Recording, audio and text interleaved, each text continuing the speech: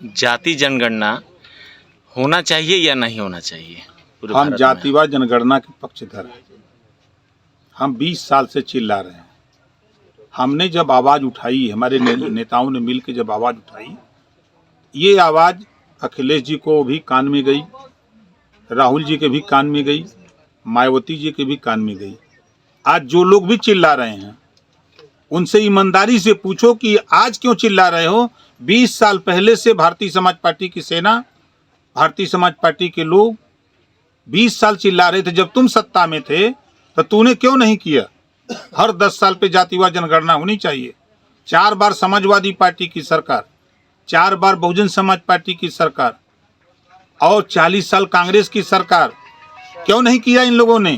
क्या कारण था? ये नहीं चाहते थे। बयान सुनिए राहुल जी, सोनिया जी का बयान सुनिए जब सरकार में थे। हम जाति को बढ़ावा नहीं देना चाहते, इस नाते जातिवार जनगणना नहीं चाहते। इसका बयान है सोनिया जी का। लोकसभा के अंदर जातिवार जनगणना जो 11 में हुई थी उसको सार्वजनिक करने के लिए जब सामने बात आई, उस पेपर को किसने फाड़ा? राहुल गांधी ने फाड़ा। किस मुंह से चिल्ला रहे हो? राहुल जी के साथ अखिलेश जी भी थे, उनके पिताजी अखिलेश जी के माननीय मुलायम सिंह यादव जी रक्षा मंत्री थे, मायावती जी का भी समर्थन था। क्यों नहीं किया तुम लोगों ने भैया? आप लोग जब सत्ता में रहोगे तो काम नहीं करोगे, अधिकारियों से काम नहीं करने दोगे, अपने काम करोगे, अपने हित की बात करोगे। आज जब ईडी सीबीआई काम कर रही है तो आप आरोप लगा रहे हो।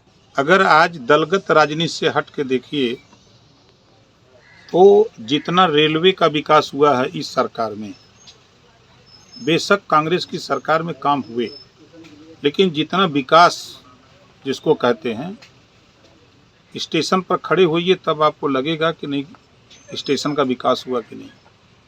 जो सिंगल रेलवे लाइनें थी आज वो डबल में तब्दील हो गई, वो भी रही हैं।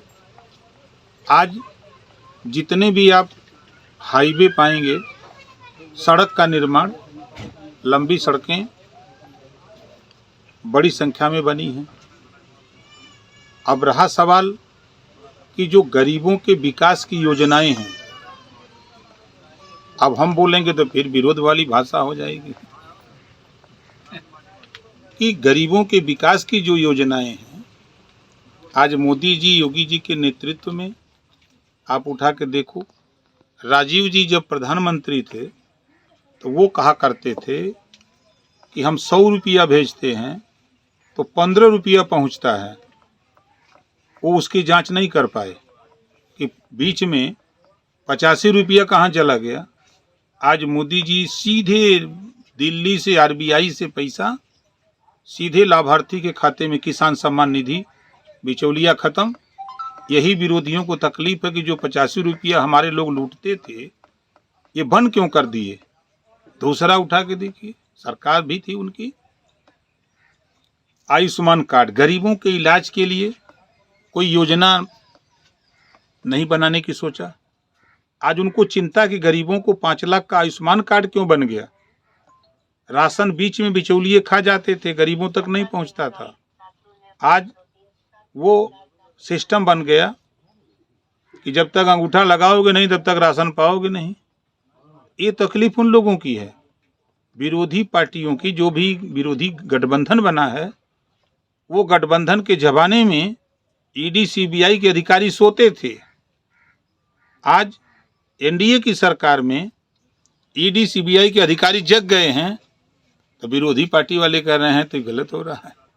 विपक्ष के लोग कह रहे हैं कि सिर्फ विपक्ष के यहाँ छापा मारा जा रहा है और जो सत्ता में और भी लोग हैं बहुत से ऐसे भ्रष्ट, उनके ऊपर छापा नहीं मारा जा रहा है। जब उनकी सरकार थी, जब विपक्षियों की सरकार थी तो ईडी सीबीआई कहीं जाती थी?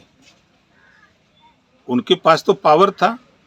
जो पावर आज एनडीए के पास है वही पावर विपक्षियों के पास था। विपक्ष के लोग ये भी कह रहे हैं कि ईडी सीबीआई का बिल्कुल गलत प्रयोग कर रही है। अरे तो वो सरकार में थे तो वो क्यों नहीं कराए?